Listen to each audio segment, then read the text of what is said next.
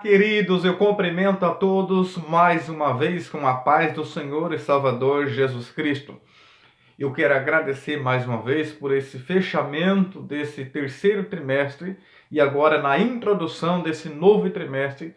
Vocês podem estar nos acompanhando, continuando conosco, deixando o seu like, o seu comentário, se inscrevendo em nosso canal. Vamos aí chegar a 1000 inscritos para que nós possamos juntos aqui fazer uma live ao vivo, todos juntos, para a glória do nome santo do Senhor. E para nossa alegria, já está finalizando o ano, fechando o ano com chave de ouro, a qual nós vamos estudar um tema muito importante, né, que vai falar sobre até os confins da terra.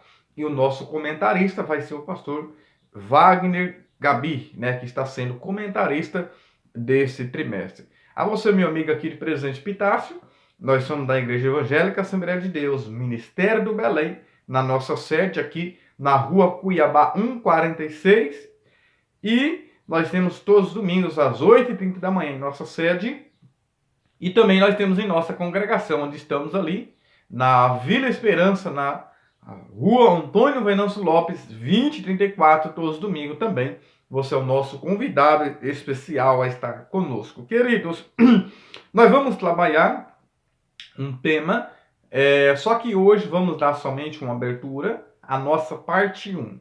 Veio meu coração fazer em duas partes, porque é um assunto muito abrangente, muito importante, e eu quero aqui trazer um conteúdo que não está na lição, mas que vai servir para meu amigo professor ou minha amiga professora, para que você venha aplicar na sua aula. Queridos, eu estou com um tema aí que quais são os 5 sermões que não pode faltar no esboço do pregador. Fica aí comigo até o final que você vai ver. Muito bem, queridos, nós estamos com a nossa lição de hoje, né, que é a grande comissão, um enfoque etnocêntrico. Nós vamos entender o que é isso, sobre essa grande comissão, um enfoque etnocêntrico. Então, muito bem, queridos, falamos sobre missões, precisamos entender algo importante, que isso é um ide do Senhor Jesus, que é o imperativo, que é indo. Nós vamos entender, queridos, que fazer missões é uma obrigação de todos. É o que diz na Bíblia, lá em 1 Coríntios, capítulo 9, versículo 16. Olha comigo aqui. Porque se anuncio o evangelho, não tenho de me gloriar, pois me é imposta essa obrigação.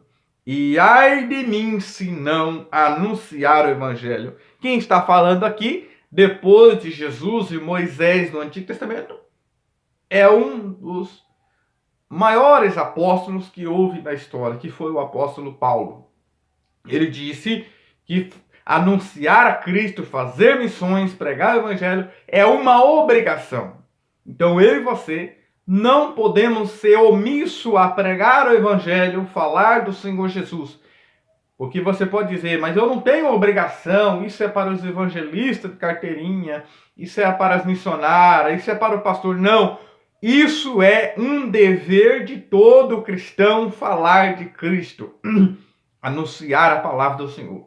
Também não existe esse negócio de eu vou orar a Deus e se Deus me mostrar que eu devo ir lá, se eu tiver uma revelação especial. Também não, queridos, nada disso. Isso é uma obrigação. Isso já é um dever de todo cristão.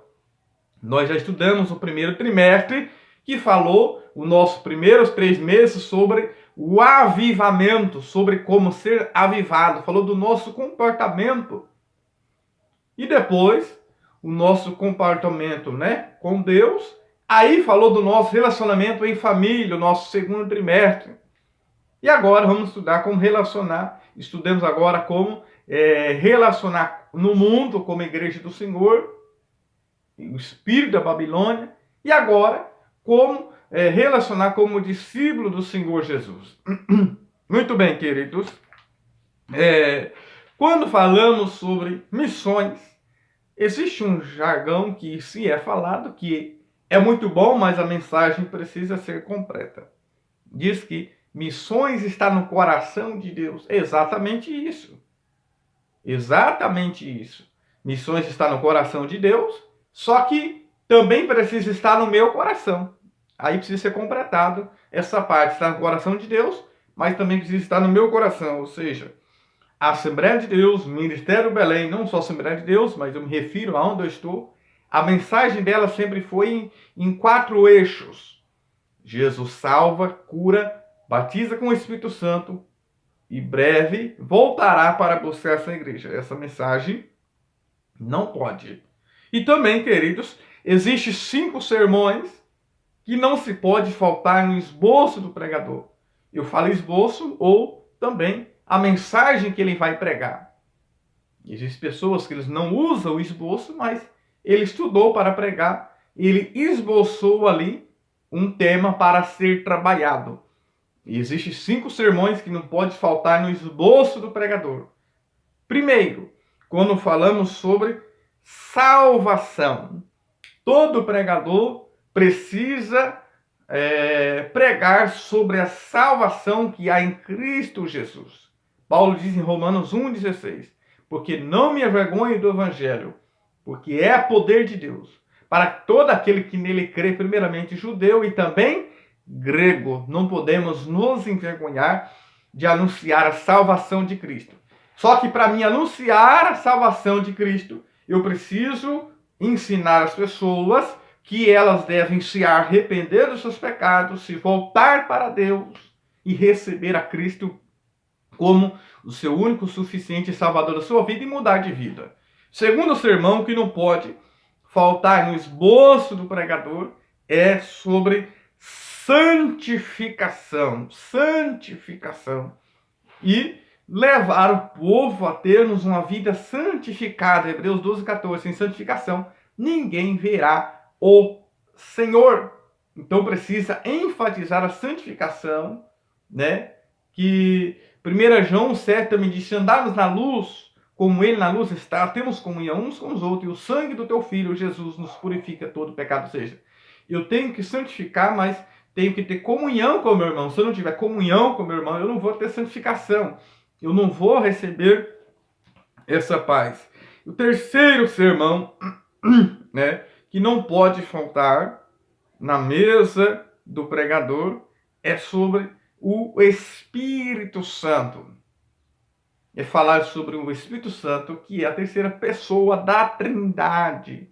Precisa falar desse Espírito Santo que você recebe quando aceita Cristo. Precisa dar ênfase ao poder de Deus, a esse revestimento de poder para você pregar o Evangelho, testemunhar e anunciar Cristo, queridos. Você precisa dessa capacitação do Espírito Santo que vem dele. Somente vem dele sobre a minha e a sua vida. E o quarto sermão que não pode faltar, né, que é sobre a volta de Cristo. Nenhum pregador é uma mensagem que está esquecida em nosso meio, que é sobre a volta do Senhor Jesus. Porque muitas mensagens são hoje só para massagear o ego das pessoas, para fazer as pessoas viver muito tempo aqui na terra. Aí vem os coaches, você vai sobressair, você vai se dar bem. Isso é muito bom, Deus tem bênçãos para nós. Você vai superar, você vai vencer, você vai conquistar, você vai conseguir. A mensagem hoje é isso. Receba a chave aqui, recebe a chave ali, receba, sim, Deus tem muitas coisas. Não podemos esquecer que estamos como peregrinos até na terra e que Jesus vai buscar a igreja. Eu já falei, os 4 eixos da pregação da Assembleia de Deus. E um desses 4 é a volta do Senhor Jesus. E o quinto sermão,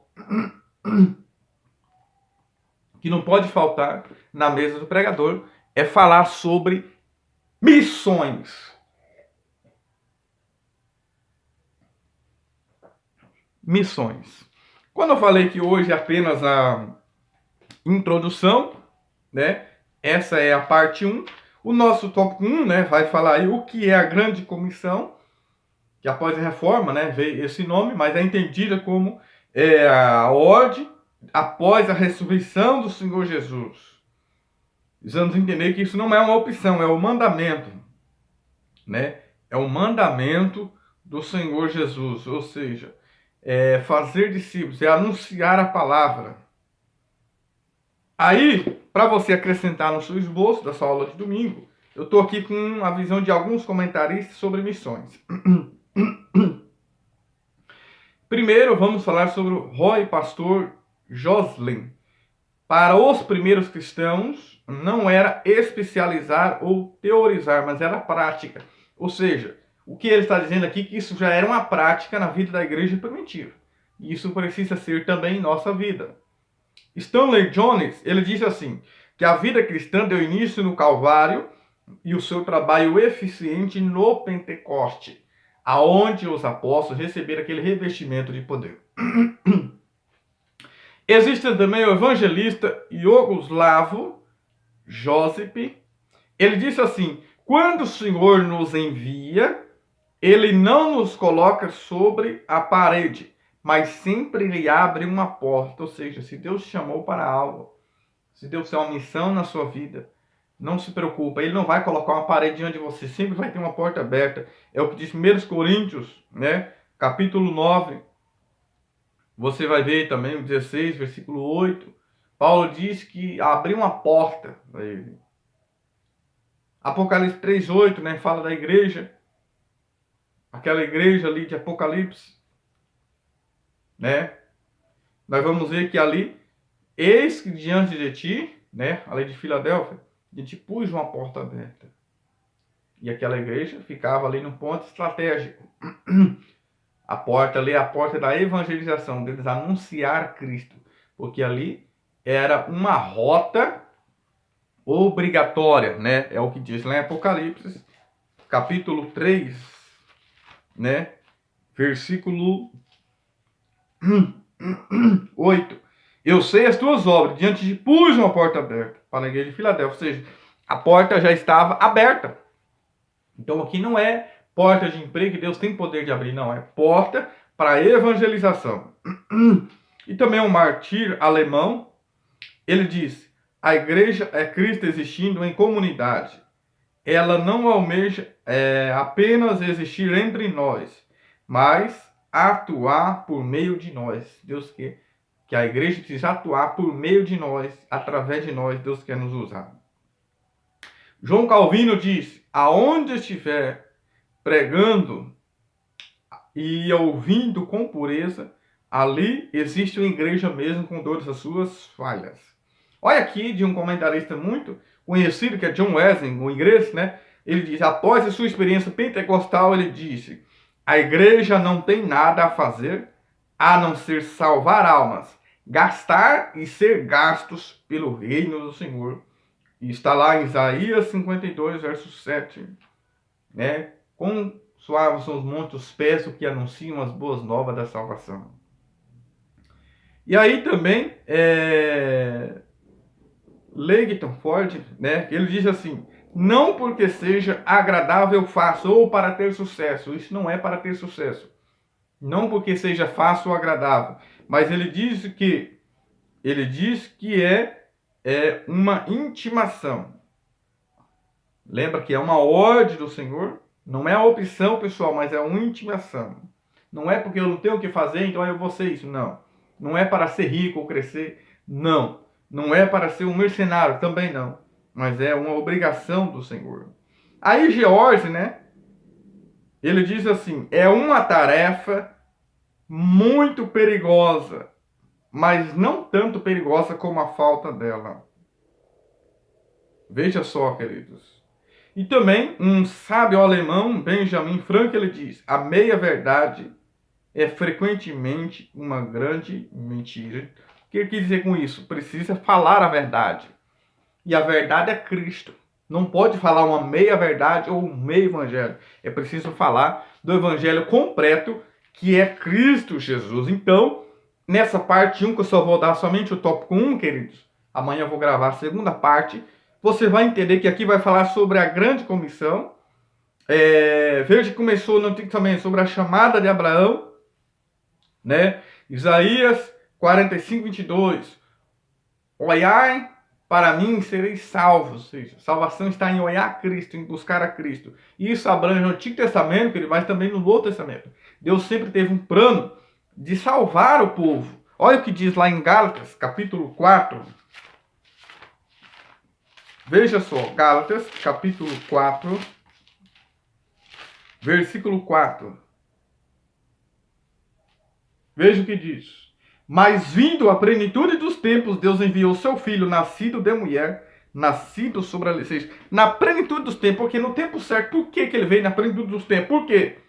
Como diz o nosso pastor Assis, que é o nosso professor de teologia, estava ali na segunda-feira, ele disse ali, por que veio na plenitude dos tempos? Porque Deus precisava de um povo, primeiro, de um povo que é a nação de Israel. A priori, a nação de Israel, mas o plano de Deus é salvar a todos.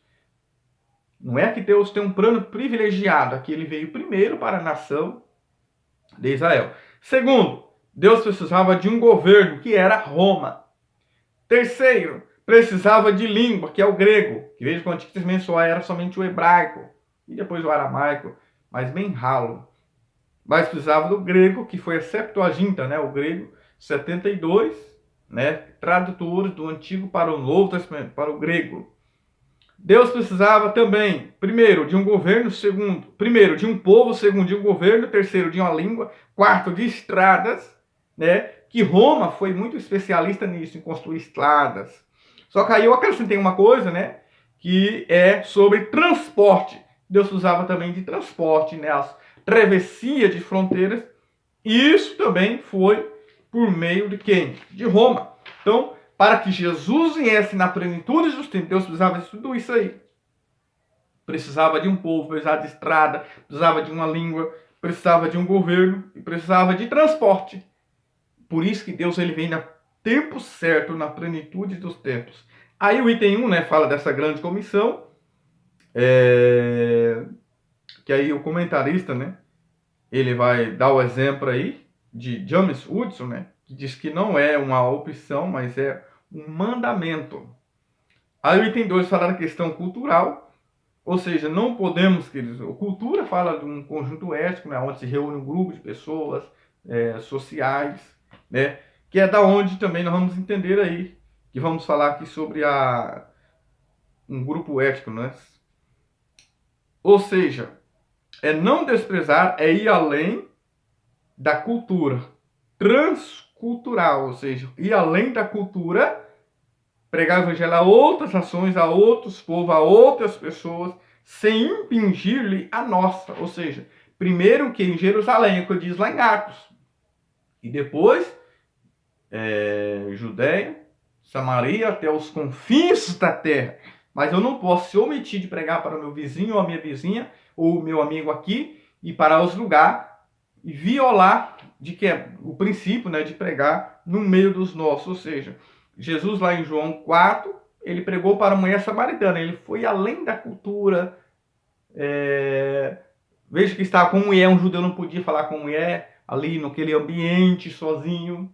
Jesus quebrou todos esses princípios. Por quê? Princípios que era daquela cultura, ele foi além daquela cultura e anunciou aquela mulher evangelizou ali aos homens na cidade, ali a todos ali. Então veja, então a questão cultural, ou seja, precisa ir além dessa cultura, atravessar as fronteiras, né? Culturas que a maneira diferente, pessoas diferentes, né? O item 3 fala da ordem de fazer discípulos. A palavra nação é etnos, ou seja, um grupo étnicos, e não países. País ou nação definida, ou seja, país é uma nação definida, que é o que nós vamos ver aqui. O país, né, já é uma nação definida. Agora, a etnia é um povo definido, que é de uma língua, um costume diferente, alimentação diferente, né, hábitos diferentes. Isso é que nós vamos entender que é os costumes, né, que é a cultura ali, que é chamada a etnia. Então, quando fala aqui, a grande comissão é um enfoque etnocêntrico, ou seja, pregar o evangelho a todos os povos, a todas as nações.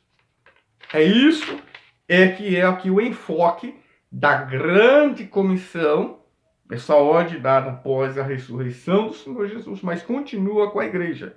E aí o item 4 fala da eficácia e os objetivos da grande comissão: pregar, ensinar, batizar, mas com eficácia, ou seja, com poder, o revestimento de poder, que é o Espírito Santo de Deus, o revestimento de poder. 2 Pedro 3,20, ele diz: antes crescei na graça e no conhecimento do Senhor. Mas para isso você precisa buscar conhecimento. Quem vai pregar também hoje é outras cultura, outros costumes. Precisa conhecer aquela cultura, ter o conhecimento daquela causa. Mas aqui também precisa ter conhecimento bíblico, da palavra do Senhor. Você não pode pregar um conteúdo que você não leu, que você não examinou, que você não pratica.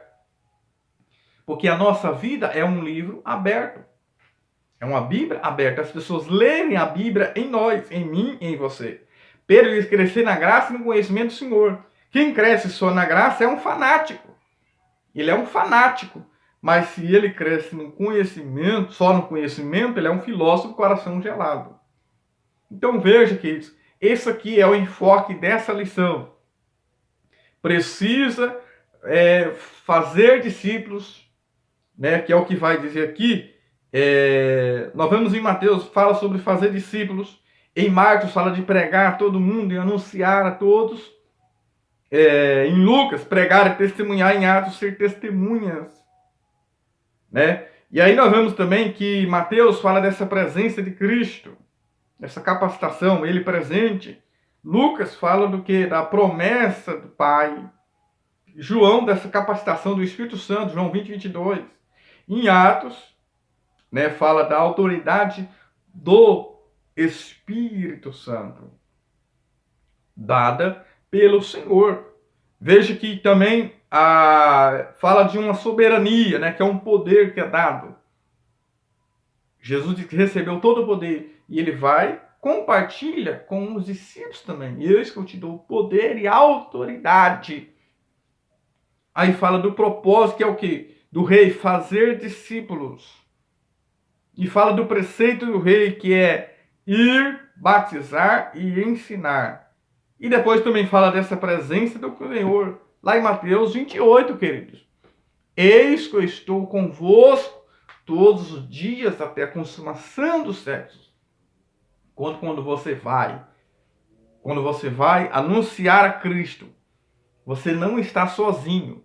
Você está com a presença do Senhor Jesus na sua vida. Então, esse, queridos, é um enfoque, né, dessa grande comissão. É um enfoque etnocêntrico. Precisa ser pregado o Evangelho aonde eu estou e também a todas as nações.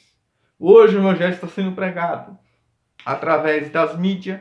Você pode pregar o Evangelho através das redes sociais, através do WhatsApp, compartilhar versículos bíblicos da palavra do Senhor. Você pode pregar o Evangelho verbalmente, oralmente, transmitindo o Evangelho. Nós estamos aqui no YouTube, nesse canal, pregando e semeando o Evangelho, a palavra do Senhor. Lá na rua, dentro do trem, dentro do metrô, lá na faculdade, você pode pregar o Evangelho, anunciar a Cristo. Quem não prega o Evangelho, queridos, ele é orgulhoso. Ele quer Jesus somente para ele. É um egoísmo meu se eu não pregar o Evangelho. Já pensou, eu tenho Jesus. Você vai querer Jesus só para você? Você não vai ver que outras pessoas sejam alcançadas? Então é egoísmo. É o que diz lá em Judas, né, 23. Arrebatando-os do fogo aquilo que nós puder. Com compaixão, com misericórdia, na obra do Senhor, no reino do Senhor. Então, vamos todos juntos semear a palavra do Senhor, semear a mensagem do reino, porque essa grande comissão, ela tem um enfoque etnocêntrico. Amém? Compartilhe esse link nos grupos, nas mídias, nas redes sociais, para que outras pessoas também venham a ser alcançadas. Como eu já disse, nós chegamos a um número de 1.000 inscritos, tem 300 e pouco, queridos. Compartilhe para chegarmos a um número de 1.000 inscritos, para que eu venha fazer uma live ao vivo e você acompanhe comigo aqui ao mesmo tempo. Amém? Que o eterno Deus continue te abençoando a sua vida, a sua casa e o seu ministério. Amém.